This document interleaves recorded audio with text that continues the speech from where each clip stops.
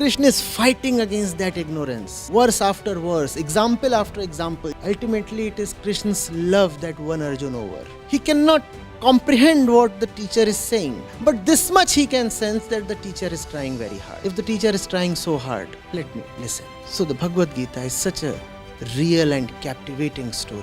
It is an epic inside an epic.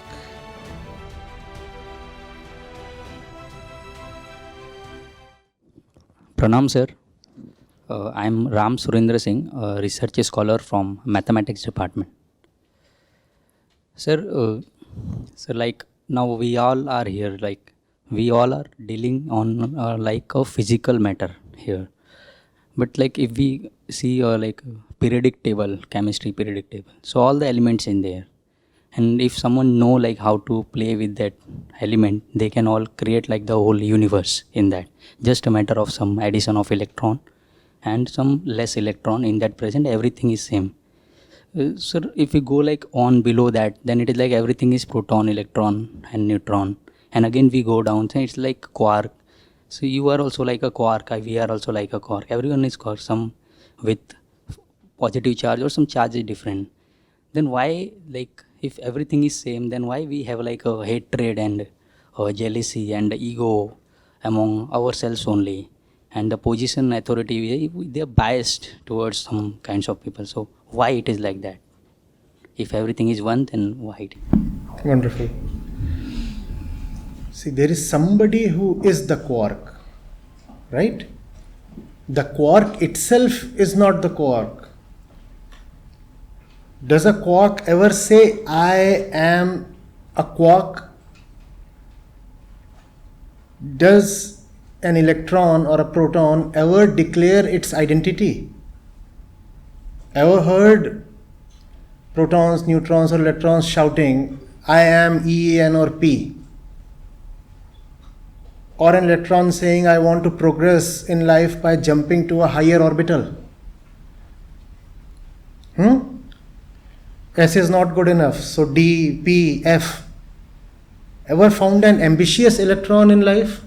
No. That's where that particular one comes in who says, I am the electron. This I-ness is missing in the objective universe as you see it. This is a table. The table never says, I am a table. But then there is somebody like me or you, who says, I am the owner of the table. Now the table has an active identity. Now there is somebody who is identified with the table.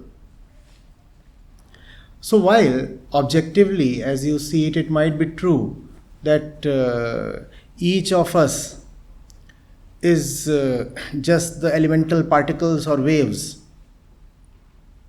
But then where is consciousness in this statement? What is consciousness? That which declares I-ness. I, right? So you said, if we all are same in terms of our elemental, fundamental constitution, then why do we fight with each other? Why is there strife or hatred or differences? Because the one who is the quark is not satisfied being the quark. You are somebody. Are you okay with being what you are right now? No, you are not okay. He is somebody, she is somebody.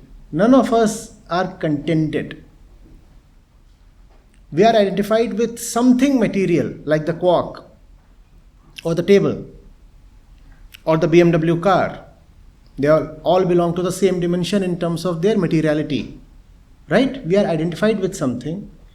I am a man, I am a woman, I am a student, I am a topper, I am a laggard, I am rich, I am poor, I am handsome, I am short, I am knowledgeable, I am a seeker, I am a good sports person.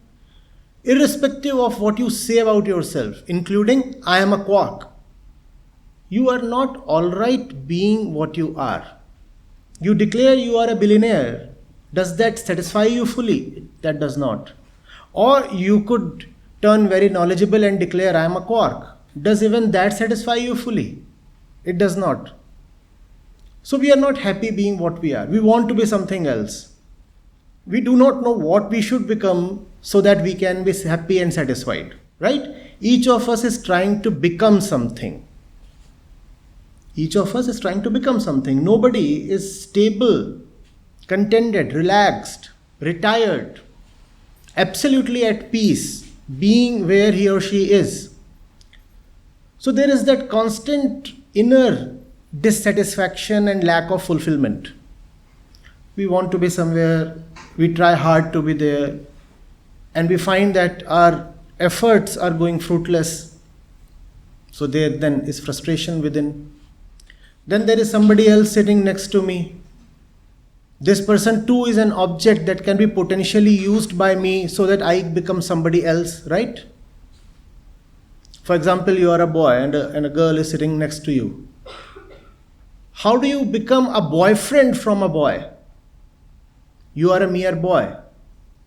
And there's a girl sitting next to you. How now do you become? The important word is becoming. Now, how do you become a boyfriend from a mere boy? For this, you will have to use the object sitting next to you, the girl.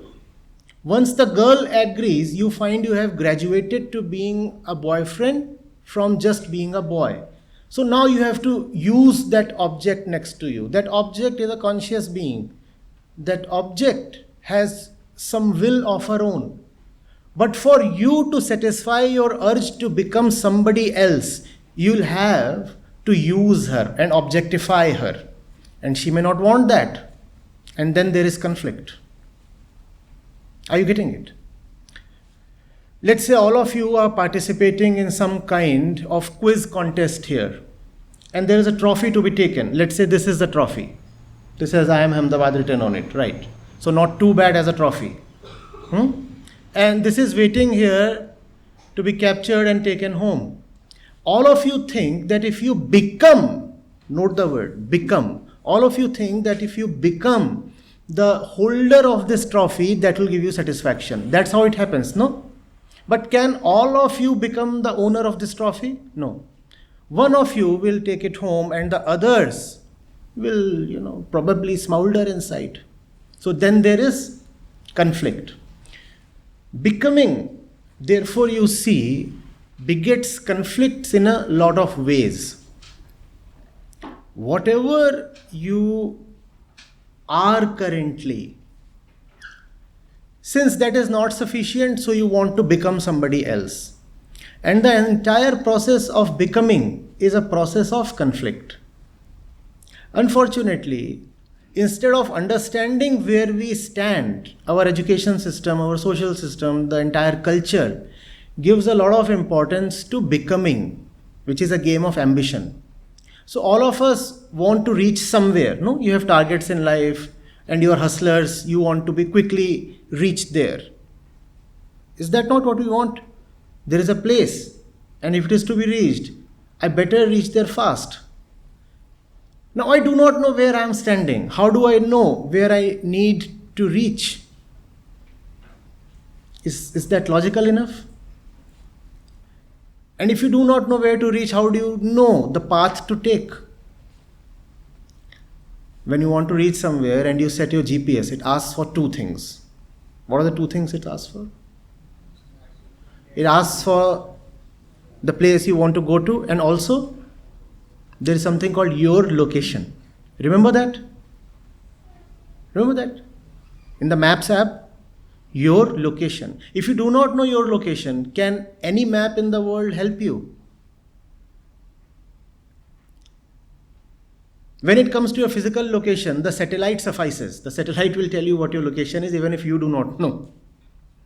But when it comes to your mental station, where you are as an individual here inside, no GPS or app or satellite can help you. That you have to know. And only when you know where you are, then you can know where you need to reach.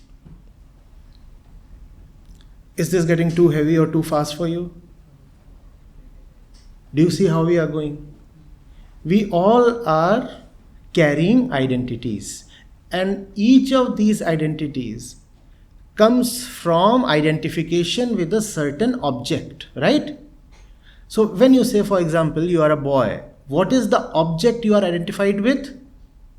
the male body. Since you say, I am the male body, so you entitle yourself to say, I am a boy. Right? When you say, I am rich, for example, there is some object you are identified with. What is that object? Money. Tell me of something else. Give me an identity statement. Give me an identity statement, please. I am a Hindu. There is something objective you are identified with. In religion, there are books, there are practices, there are beliefs. All these are objects. You understand an object? Anything worldly that you can talk of is called an object. That's the definition.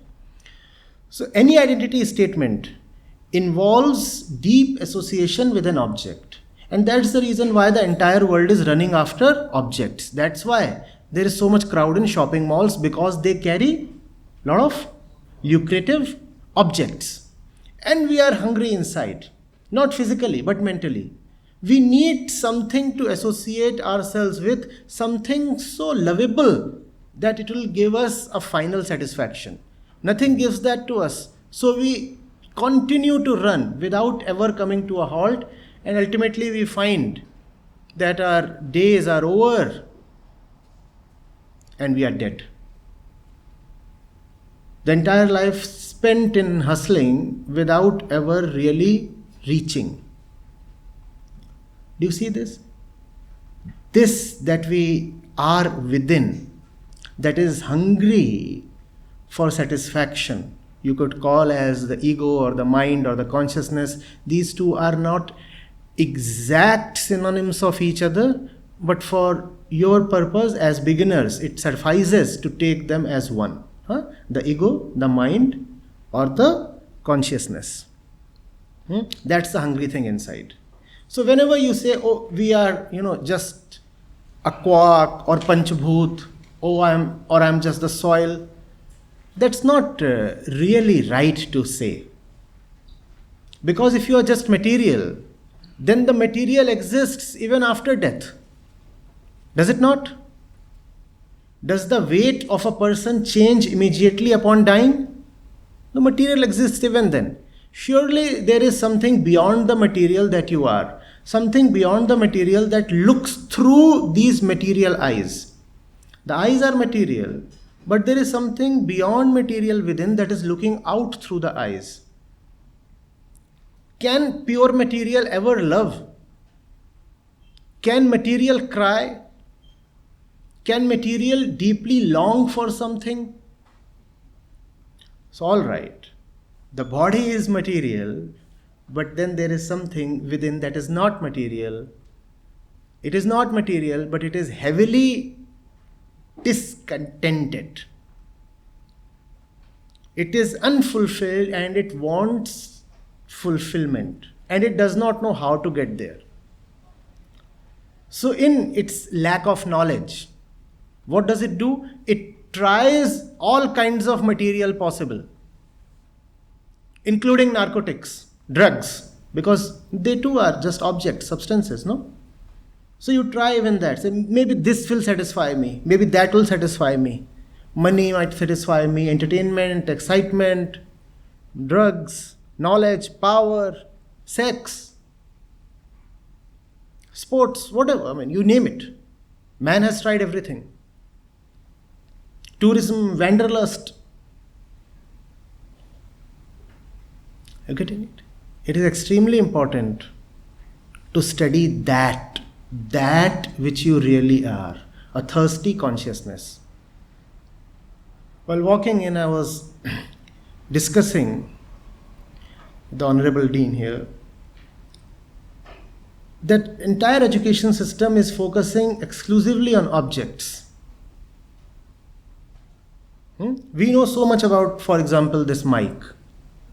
We know not a thing about the consciousness that speaks to this mic. We know about the eyes. We have studied this piece of flesh brilliantly. We know all about its anatomy. We can cure most of its diseases, and we can also replace the retina, for example, and we have goggles, we have specs, you name it. And we have extensions of eyes called massive telescopes that can look deep into the space as well. Those are just extensions of eyes. So, objectively we know so much, but we do not know a thing about the one who looks out through the eyes. Tell me, who is the one taking in information through the eyes? Who is the one? Do we know him? Not that he is male. This is just a way of saying.